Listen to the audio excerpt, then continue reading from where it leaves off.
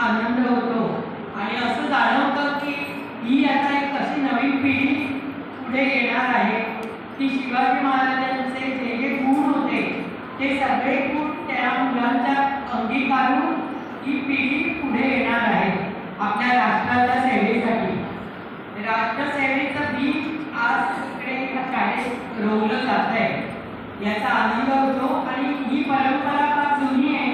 माझ्या दोन्ही मुली पण या शाळेत होत्या आणि ते हे सगळं मी पाहत आले आहे आणि आता रंग चढतोय. परिपाठ नवीन उपक्रम सुरू केला आहे, हा फार छान आहे. या संस्कारांची आजच्या काळात गरज आहे मुलांना, कारण बाहेरचं वातावरण फार गढूळ आहे. अशा परिस्थितीत मुलांनी स्वतःला कसं सावरायचं आणि आपल्या अंगात कसे चांगले गुण अंगीकारायचे याविषयी आपल्याला शाळेतून प्रोत्साहन देणं आवश्यक आहे. आणि इथे पूर्णपणे शाळा मेहनत घेते हे पाहून खरोखरच खूप आनंद होतो. शिवाजी महाराज, छत्रपती शिवाजी महाराजांबद्दल मी बोलणं म्हणजे फार म्हणजे योग्य नाही, कारण की ते जग त्यांना जाणतं आणि आता तुम्ही अभ्यासपूर्ण शिवाजी महाराजांवर हे केलेलं आहे, अभ्यास केलेला आहे, पुस्तकं वाचली, प्रश्नमंजुषा सोडवल्या आहे, त्यामुळे त्यांची पूर्ण माहिती तुम्हाला आहे. बरोबर आहे ना सगळी माहिती सगळ्यांना. आता त्यांच्या आमची कुठचे गुण तुम्हाला असं वाटतं की ते गुण आपण कुठले, तर आपण पण एक छत्रपतींसारखं व्यक्तिमत्व घडवू शकतो. तर ते कुठचे कुठचे गुण वाटतात तुम्हाला?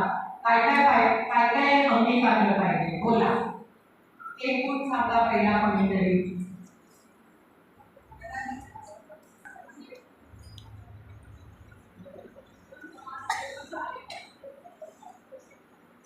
उत्तम समाजसेवक आणि कार्यकर्ता असं तिचं म्हणते. राष्ट्रसेवक, समाजसेवक म्हणजे समाजाची सेवा करता करता ती राष्ट्राची सेवा होत असते. त्यामुळे बरोबर आहे, पहिला समाजसेवा मग राष्ट्रसेवक. धाडसीपणा, बरोबर, धाडसीपणा, पराक्रमी वृत्ती, वीरत्व हे सगळे गुण त्यांच्यात होते. आणि काय होतं, दूरदृष्टी होती त्यांच्याकडे. पुढे होणाऱ्या घटना जाणून त्यासाठी आतापासून आपण काय प्रयत्न केले पाहिजे हे जाणून ते प्रत्येक आपलं पाऊल उचलत होते. तर दूरदृष्टी, तर ही आपण सतत आपल्या मनात ठेवली पाहिजे की आपल्याला पुढे काय व्हायचंय, काय करायचंय आयुष्यात, त्यासाठी आता काय केलं पाहिजे वगैरे याचा विचार सतत मुलांनी करत राहिलं पाहिजे. नंतर आणखी काय होत आहे बोला.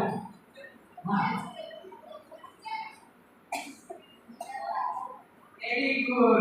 महिलांचा आदर करणे हे फार महत्वाचं आहे. स्त्री सन्मान हा त्यांनी शिकवलाय, धडा घालून दिलाय.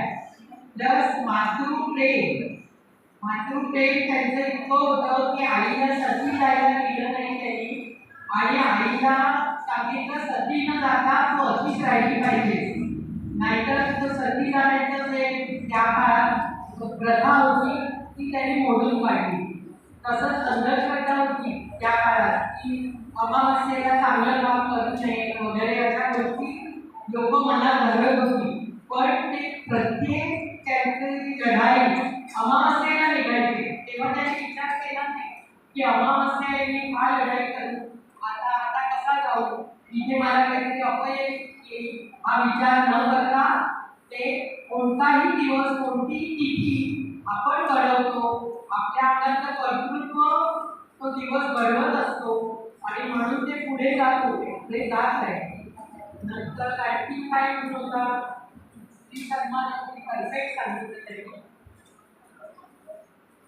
बोला काय होता.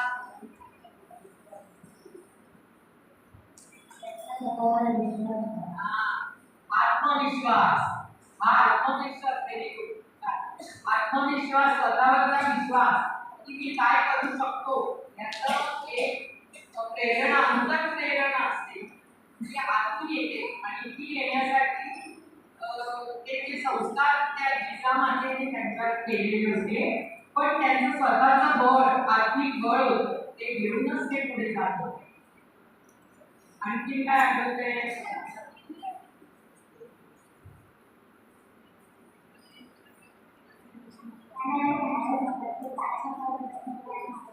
धाडस होतं.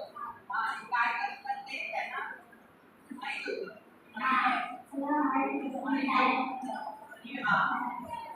की काही पण करू शकतो हे त्यांना माहित होतं. हे धाडस वीर पराक्रमी धाडसी हे सगळे एकत्र आले. अशा प्रकारे त्यांच्या काही गोष्टी आपल्याला माहिती आहे. अफजलखानाचा कोटपणा कसा केला, आग्र्यावर सुटका कशी केली, नंतर शाहिस्तानाची कोटे वगैरे या छोट्या छोट्या गोष्टी आपण ऐकलेल्या असतात.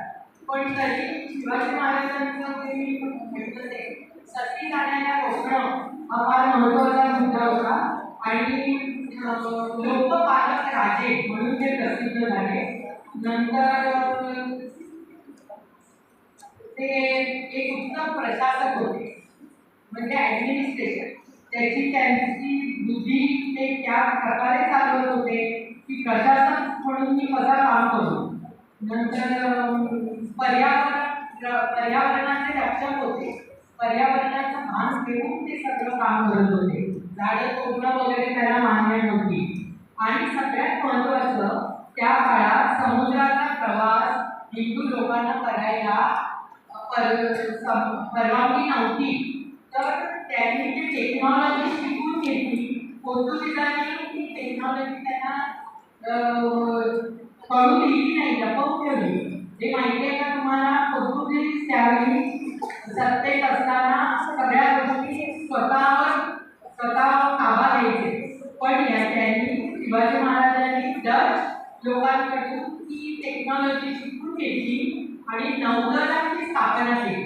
पहिली स्थापना नौदलाची शिवाजी महाराजांनी केली. त्यामुळे समुद्रातून प्रवास करणं शक्य झालं आणि समुद्रातून प्रवास करून शत्रूला नामोहरम करायला ते तयार झाले. आणखी दुर्ग, गड आणि दुर्ग याचा फरक माहिती आहे का तुम्हाला? गड हे डोंगरावर गड असतात आणि दुर्ग म्हणजे समुद्राच्या मध्ये आयलंड असतं तसं दुर्ग असतात. त्या दुर्गांची स्थापना आहे. ते दुर्ग असल्यामुळे काय झालं, समुद्रातून कोणी आलं शत्रू तरी आपण आपल्याला संरक्षण करू शकतो. तर संपूर्ण समुद्राचा आपल्याला रक्षण म्हणजे हे मिळतं, प्रोटेक्शन मिळतं. अशा प्रकारे तोफ चालू किती बुद्धीचा वापर करत होते. तर आपल्याला यातून शिकायचं आहे आणि आपल्या बुद्धीचा वापर करून आपल्याला जास्तीत जास्ती गुण आपले चांगले वाढवायचे आणि जाती धर्म याचा भेद ठेवला नाही. अशा प्रकारे एकंदरीत तुम्हाला त्यांचं सगळ्या कहाण्या माहिती आहे. तर आता मी 4 वेळी शिवाजी महाराजांवर एवढ्या मला सुचल्या त्या. हजार असतील धर्म, लाख असतील जाती, सर्वांना एकत्र गुंतणारा एकच राजा छत्रपती. स्वराज्याचे जनक, लढण्याची धमक, गनिमी काव्याचे गमक आणि तलवारीची चमक म्हणजे शिवाजी. शिवाजी महाराज की